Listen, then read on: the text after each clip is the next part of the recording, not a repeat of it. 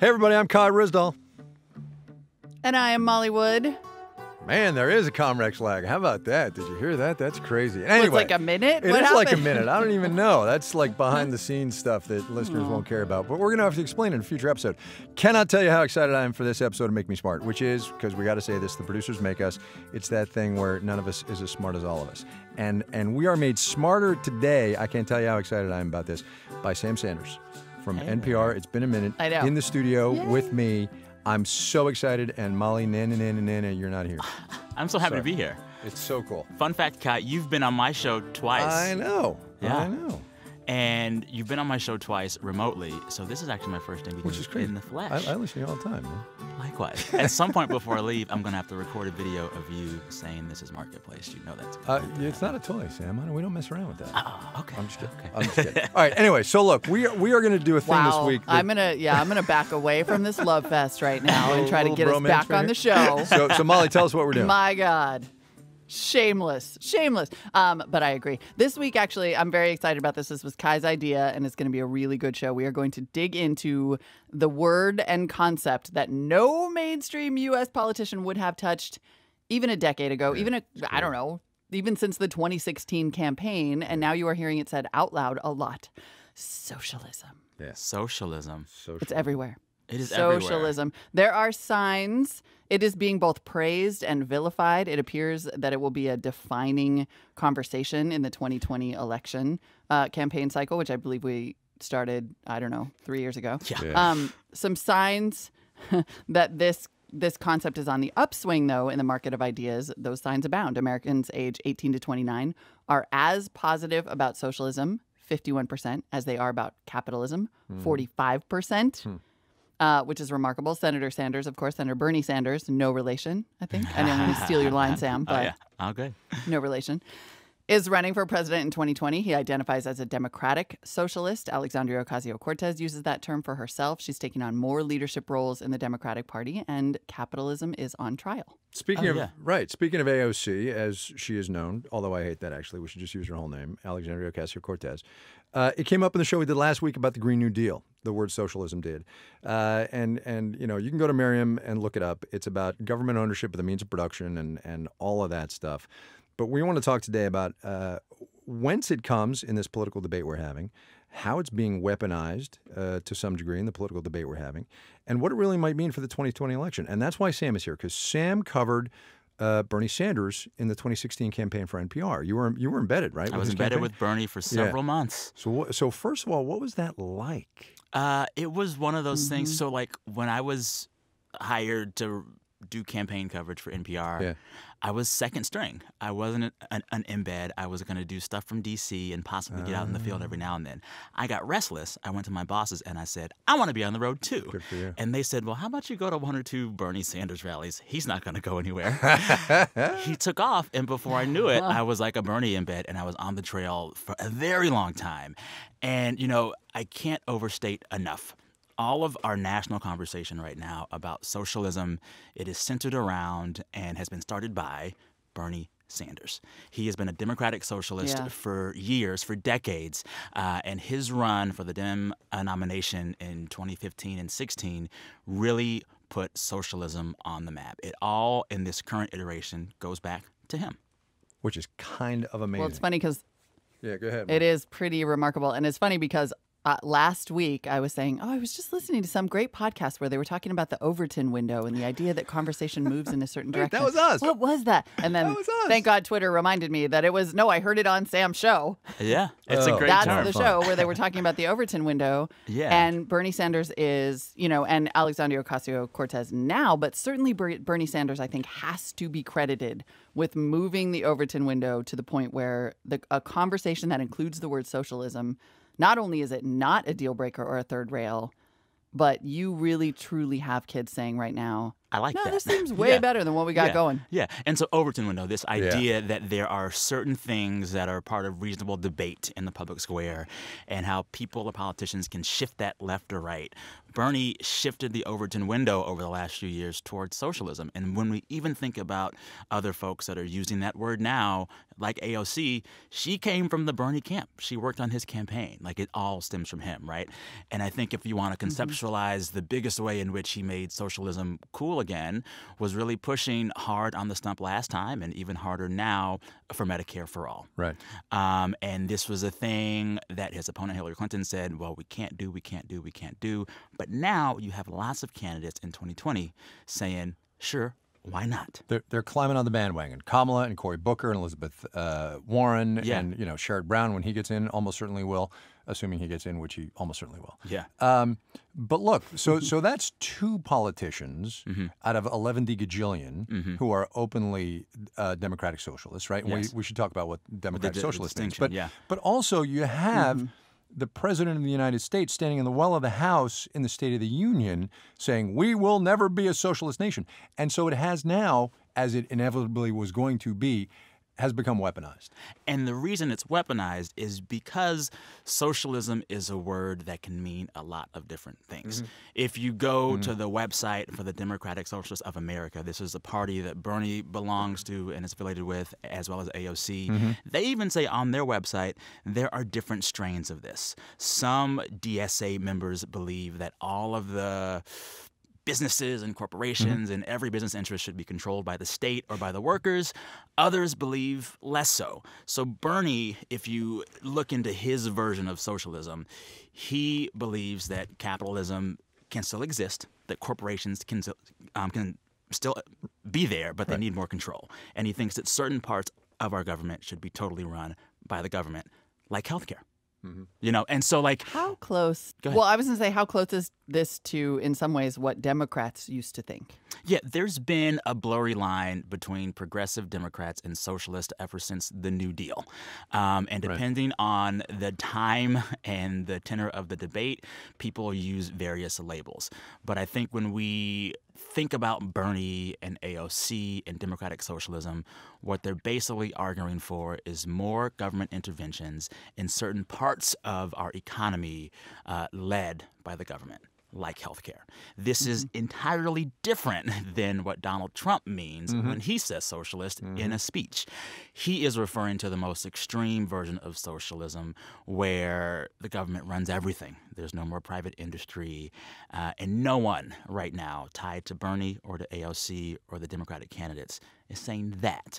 But Donald Trump knows that a lot of his voter base, older white Republicans, they hear socialism, they think communist, they think Cold War, they think whatever. So what about that slice of the Democratic Party, which does not yet include anybody running, I think, whose gut says, maybe I'm with you, Bernie, on some of this and Alexandria, but let's back off and let's not put it in people's faces yet. Oh, yeah. This is the constant struggle. Biden. Yeah, right. Exactly. This is the constant struggle with progressives and Democrats and the left that I've been seeing since I covered the last election. Right. There are all of these things that the left and Democrats want to do. There are questions about how quickly to do it. Do you gradually expand health care until you reach Medicare for all? Do you do it drastically right now in one fell swoop? That's the debate. And I think that we don't know how it's going to shake out.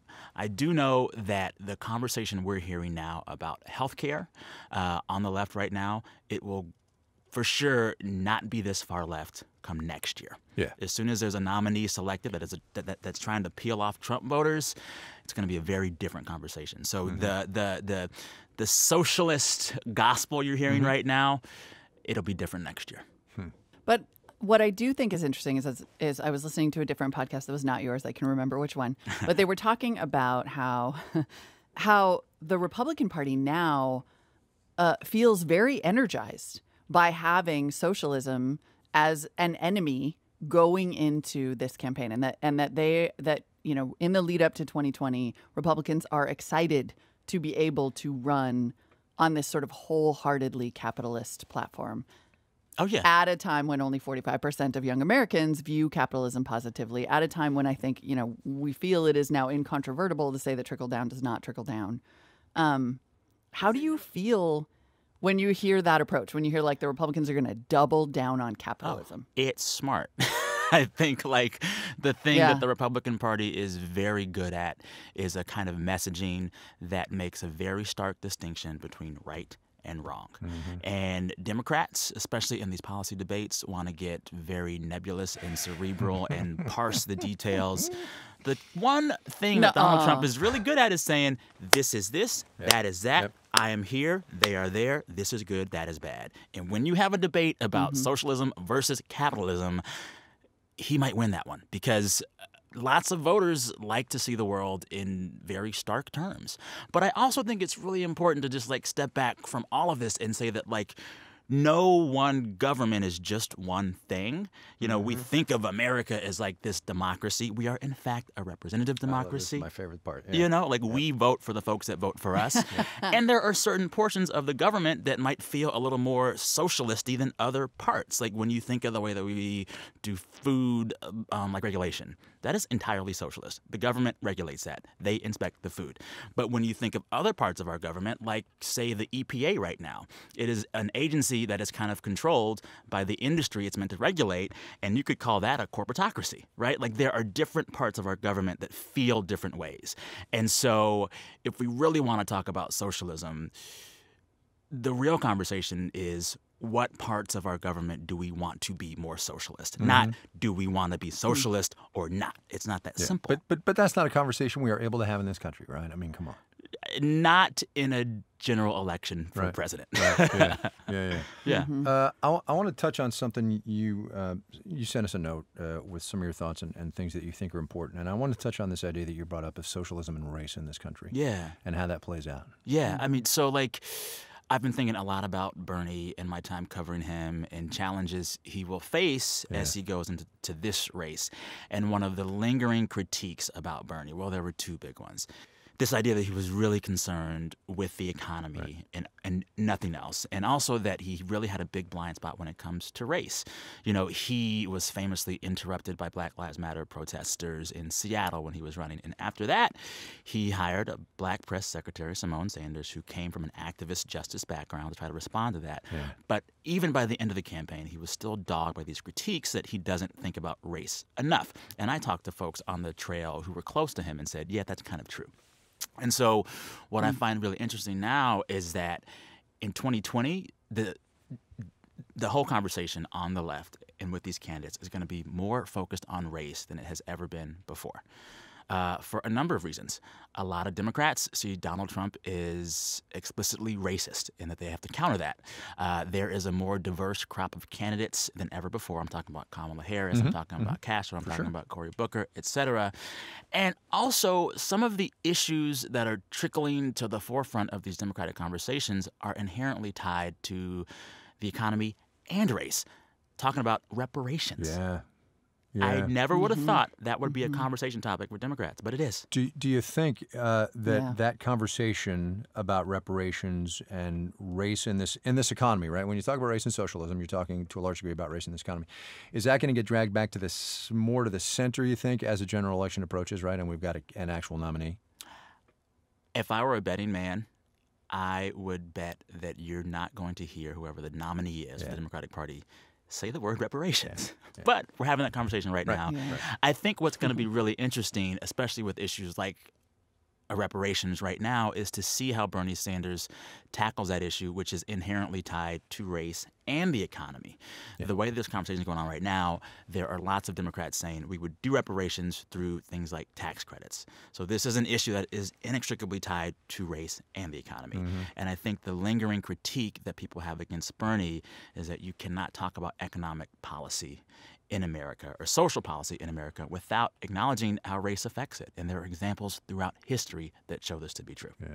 Yeah. Well, it feels like one of the lasting successes, even if we get to the general election and these conversations are not explicit. It does feel like one of the lasting successes could be, and you see this with the Green New Deal too, tying race and economics together so inextricably that it really is indisputable. That you stop having, you stop talking about race as I don't know, as culture or any other thing.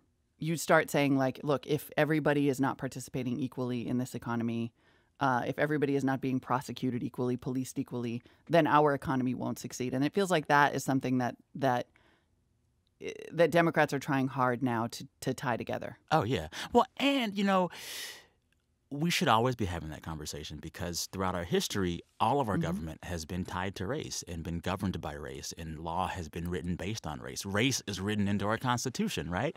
And there are several recent examples in which the expansion of federal government programs, it was implemented in a racist way. I mean, if you go back to the New Deal, the 1938 Fair Labor Standards Act, it was really great for factory workers, but written out of that bill were maids and ag workers, and that was meant to leave black people out. When you think about the GI Bill, which sent veterans to college, that was administered not by the federal government, but by local governments who could leave out blacks in the South if they wanted to. Also, what good is a GI Bill to a black veteran if no college will accept him? Yeah. Right? Even policy debates right now that we're trying to take away from race conversations, they're tied to race. You think about weed and weed being legal right now, and everyone can jump into the marijuana economy. Actually, you can't if you have a record. And some of the folks that are most likely to have a record for marijuana convictions are black and brown people. And let's be honest, you can't actually, even if you don't have a record, it's going to be tougher for you as a black or brown person to get into the marijuana business just because. Yes. Right? It just will. Exactly. So look, and I hate to mix my podcasts here, but we had Wesley Morris on from the New York Times. Great. I love him so much. A couple of weeks ago talking about the Academy Awards. Yeah. And we had a long conversation about Green Book. I bet you did. Right? So you know where I'm going. We're having all these conversations, the three of us, about this, and yet 2 days ago, or whatever the heck it was, Green Book wins the Academy Award for Best Picture with all of the baggage that it brings. And so we're still trapped in this cycle. Yes. Yeah. And when you talk about the Academy Awards, I think that conversation misses some of the structural realities of race and the Academy, because when you think about who wins the Oscars, it is the films that have the biggest lobbying campaign and push to win. And those are usually white movies from white studios because the resources go there. So like you think about a film like Roma, which is a foreign language film, but made by someone who is white. They spent more money promoting the film than actually making the film. That's because Netflix has so much money. Exactly. But anyway, Or like films like Sorry to Bother You, which folks thought should have been up for some Oscars. It got no Oscar nominations, in part because they chose not to campaign, not to lobby, not to spend that money. And so like race and the economy and the economics of race and who gets what infuses everything from the Academy Awards to socialist to everything. The Green New who run Deal. for office, to the Green New Deal, to the Green Book. Race is in it. Nicely done! Oh my God! Oh, that was amazing. Bravo. I think Bravo, that's, Sam. I think A the true microphone has been professional. dropped. Right? Are we done? Molly Wood, what else you want to know? You good? No, Sam. I mean, yeah. Yeah. Why would we keep going after that? Did I say corporatocracy right? I think I You might might have. I don't know. But you came up with Green Book and Green New Deal, and we're done. Sam Sanders from NPR. It's been a minute. It is so nice to have you in the studio and to finally meet you face to face. Likewise. Come back on my show. I like to have you on every few months to remind me that the stock market is not the economy. There we go. Thanks, Sam. Bye, Molly. Thank you. I'm right here, I Sam. know. It Bye, was a Sam. pleasure. Talk to you soon. Hey, Molly, we're going to duck out and do a quick picture out there, and I'll be right back. Sounds good. Okay? All right. Sit tight. Bye. All right. I'll be here. I didn't ramble too much. Sorry. No, you're good. This was fun.